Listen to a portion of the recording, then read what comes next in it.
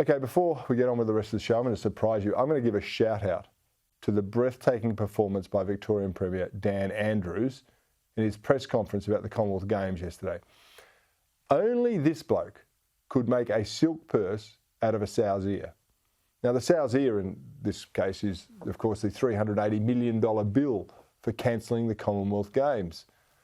And this comes on top of his previous cancellation, which was the East-West link. It cost more than $1.1 billion in compensation.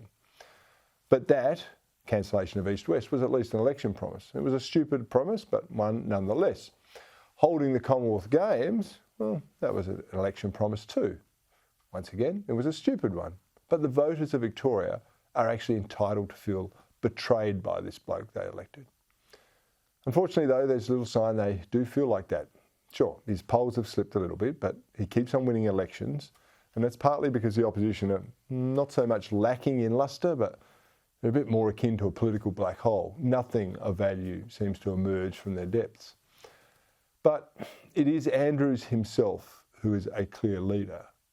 And I have to say it showed at the press conference. He was at his most confident and convincing. Every hand gesture, every facial expression, his glares and his stares, they were all part of a masterful performance.